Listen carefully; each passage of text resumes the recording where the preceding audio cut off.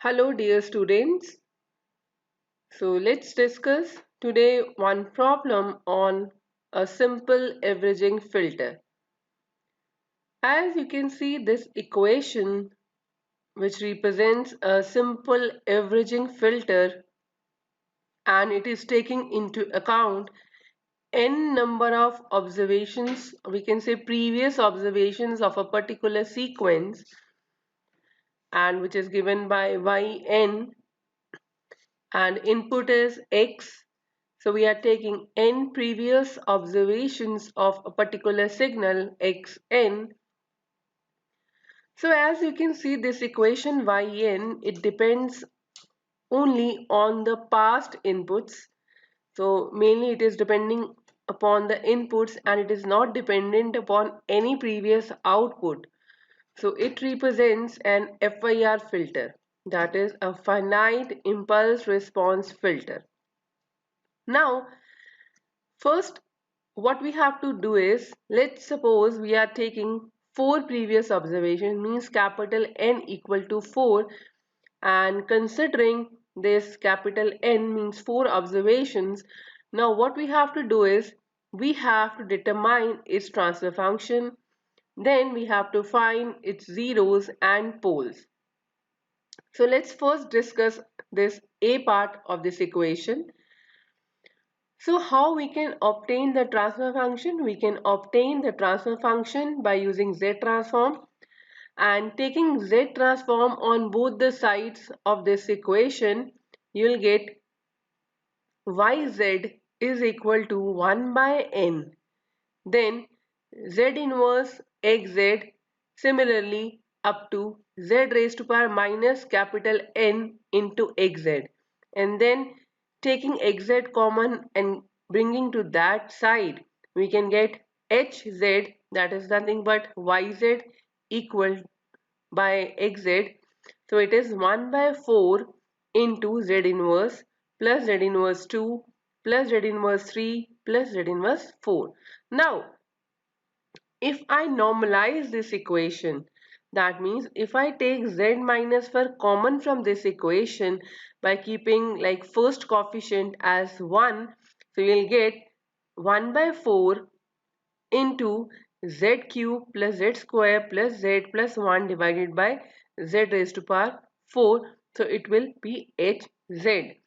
Now from this equation you can see that we have 4 poles, because in denominator you have z raised to power 4, which shows that this equation will have 4 poles at same location, that is z equal to 0. And from this you can find we have 3 zeros because it is z cube in numerator.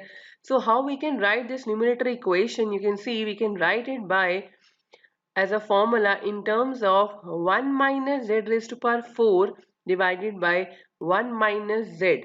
So if we keep this equal to 0, we'll get z raised to power 4 is equal to 1 with the exclusion of z equal to 1 as in the denominator. So this we can say that it represents z raised to power 4 equal to, we can say, e raised to power j k 2 pi, because it is equal to 1, so we can write 1 as e raised to power j k 2 pi, because cos 2 pi k is always 1 and sin 2 pi k is always 0.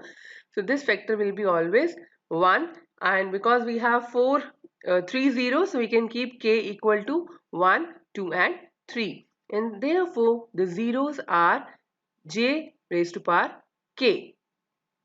From this equation we can solve, because z raised to power 4 is equal to e raised to power jk 2 pi. So we'll get this z, if we take both sides, you will take 1 by 4th or 4th root, we can say, so it will be z equal to e raised to power jk 2 pi by 4, that will be pi by 2. So you will get e raised z equal to e raised to power jk pi by 2, and e raised to power j pi by 2 is a j, because cos pi by 2 plus j sin pi by 2, so it is equal to j. So you will get z as j raised to power k, that will be the zeros. So if I keep the value of k as 1, 2, 3. So if you keep k equal to 1, that means 0 is at j. If you keep k equal to 2, that means j raised to power 2, that is equal to minus 1. And similarly, if I keep k equal to 3, you will get j raised to power 3, which is nothing but minus j. So these are your zeros. So what we get from this equation, that we have poles at z equal to 0 and we have three zeros at z equal to j, minus 1 and minus j. This can be shown in this plot of pole 0 in z plane. You can see we have poles at z equal to 0 and we have zeros at j equal to means z equal to j, that is angle is pi by 2.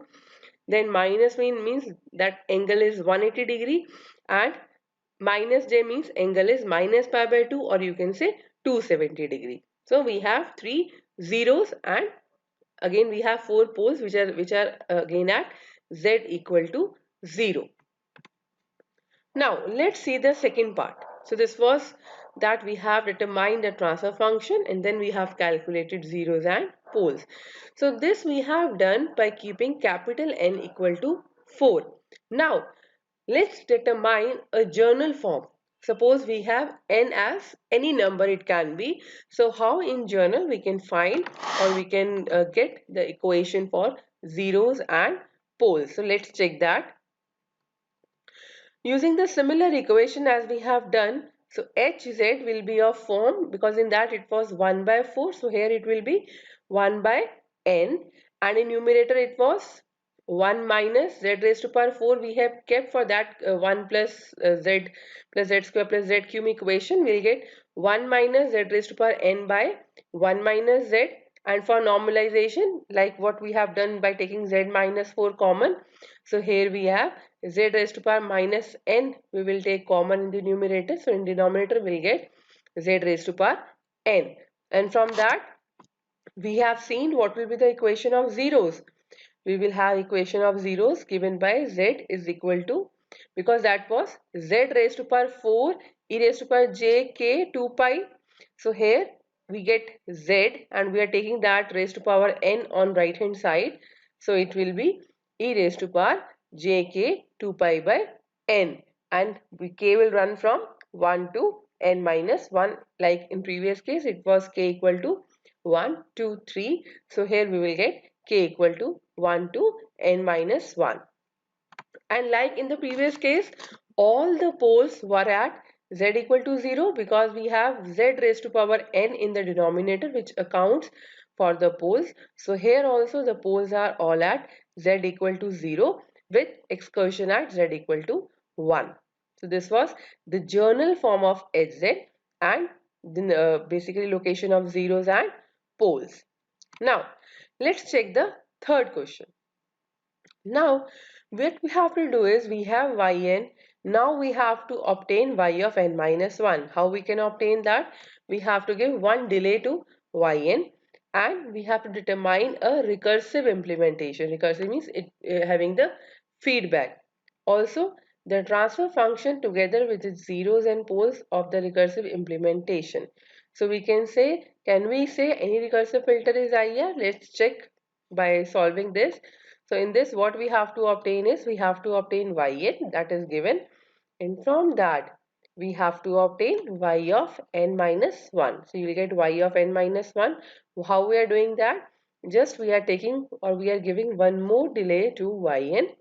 So if you see y of n minus 1 is 1 by n, and then we have given one delay in each component of yn. So it is x of n minus 2, then it is up to x n minus of n minus 1. Now what we have to do is we have to compare this yn and yn minus 1. You see that we can write yn as y of n minus 1 plus we have another term, that is 1 by n x of n minus 1, one term is there, and then we have to subtract from that one more term, that is x of n minus 1.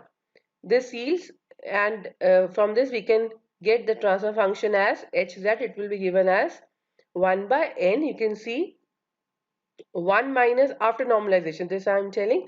After normalization, you will get 1 by n, 1 minus z raised to power n, z raised to power n, 1 minus z, just like what we have seen before.